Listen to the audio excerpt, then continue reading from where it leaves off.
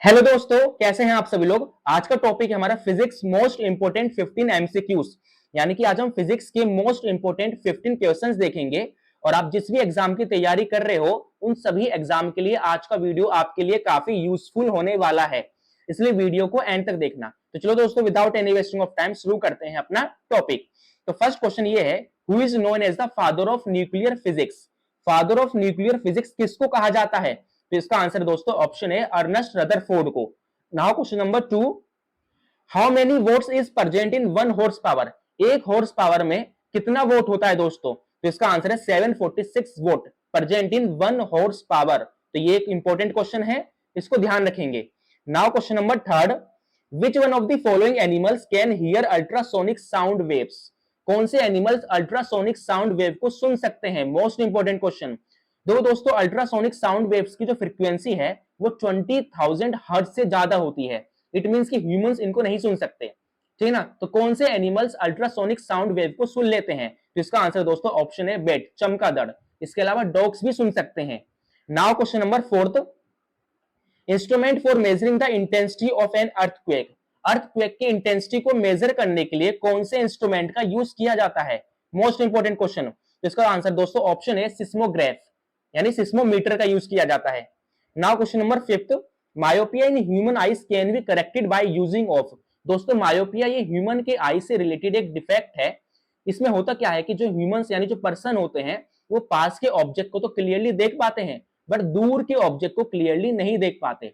तो इसी डिजीज को, मायोपिया को करेक्ट करने के लिए चश्मे में कौन से लेंस का यूज किया जाता है? तो इसका आंसर दोस्तों ऑप्शन बी कॉनकेव लेंस का, और वहीं हाइपरमेट्रोपिया के केस में कॉन्वेक्स लेंस का।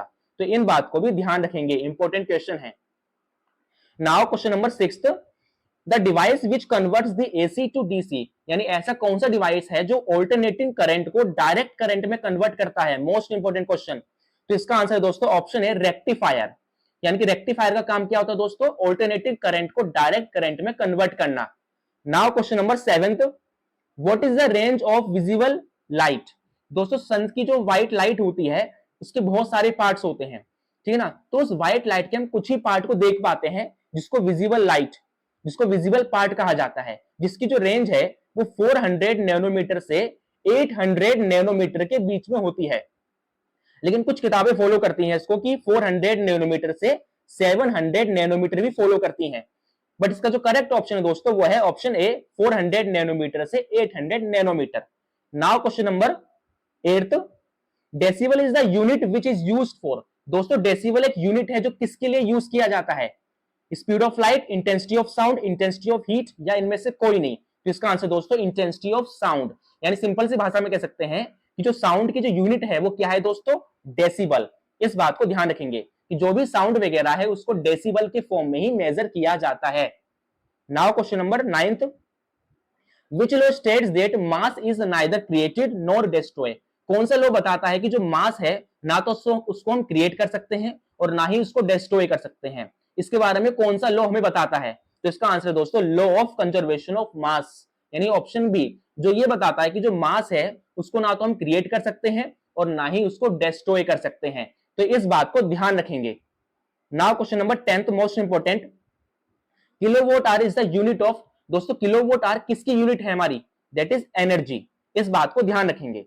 Now question number 11, which one of the following is vector quantity. इनमें से कौन सी वेक्टर क्वांटिटी है? दोस्तों वेक्टर क्वांटिटी यानी कि ऐसी क्वांटिटी जिसकी मैग्नीट्यूड के साथ साथ डायरेक्शन भी हो, ऐसी क्वांटिटी को वेक्टर क्वांटिटी कहा जाता है। और ऐसी क्वांटिटी जिसकी सिर्फ और सिर्फ मैग्नीट्यूड हो बट कोई डायरेक्शन ना हो वो होती है स्केलर क्वांटिटी। तो यहां पूछा गया है कि इनमें से कौन सी वेक्टर क्वांटिटी है? तो इसका आंसर दोस्तों ऑप्शन है डिस्प्लेसमेंट, और वहीं स्पीड एंड डिस्टेंस जो है वो स्केलर क्वांटिटी है। Now question number 12, which one of the following instrument can detect the current in the circuit. कौन सा इंस्ट्रूमेंट है जो सर्किट में करंट को डिटेक्ट करता है? तो इसका आंसर दोस्तों ऑप्शन बी गैल्वेनोमीटर। ये एक स्पेशल टाइप का इंस्ट्रूमेंट है जिसका यूज छोटे मोटे करंट को मेजर करने के लिए किया जाता है in the circuit. Now question number 13, what is the SI unit of electric field. Electric field की एसआई यूनिट क्या है दोस्तों? Volts per metre, coulomb, tesla, या नॉन ऑफ दिस? तो इसका आंसर दोस्तों ऑप्शन है volts per metre. Now question number 14, optical fibre based on which principle. दोस्तों ऑप्टिकल फाइबर जो है वो कौन से प्रिंसिपल पे बेस्ड होता है? दोस्तों ऑप्टिकल फाइबर ये एक स्पेशल टाइप का इंस्ट्रूमेंट है जो कि दो फाइबर से बना होता है। एक होता है इसकी आउटर फाइबर और एक होता है इसके अंदर की तरफ इनर फाइबर, और इसके बीच में होता है स्पेस, जहां से क्या होता है दोस्तों लाइट का ट्रांसमिशन होता है। ठीक है ना। तो ये कौन से प्रिंसिपल पे बेस्ड होता है? तो ये total internal reflection option A के प्रिंसिपल पे बेस्ड है, यानी कि टोटल इंटरनल रिफ्लेक्शन के प्रिंसिपल पे हमारा ऑप्टिकल फाइबर बेस्ड होता है। ठीक है दोस्तों। एंड नाउ क्वेश्चन नंबर 15 दोस्तों, the blue colour of the sky not light, यहां पे स्काई है, यानी कि जो बादलों का जो ब्लू कलर है, आपने देखा होगा कि डे टाइम में जो हमारा स्काई होता है वो पूरी तरह से ब्लू कलर का होता है। तो ये किसकी वजह से होता है? ये रिफ्रैक्शन ऑफ लाइट की वजह से होता है, रिफ्लेक्शन ऑफ लाइट की वजह से होता है, या स्कैटरिंग ऑफ लाइट की वजह से होता है? तो इसका आंसर दोस्तों option C, scattering of light. तो दोस्तों ये थे हमारे फिजिक्स के आज मोस्ट इंपोर्टेंट 15 क्वेश्चंस। ये पार्ट 2 है, पार्ट 3 हम डिस्कस करेंगे नेक्स्ट क्लास में। अगर आपको ये वीडियो अच्छा लगा हो तो चैनल को सब्सक्राइब और वीडियो को लाइक जरूर करें।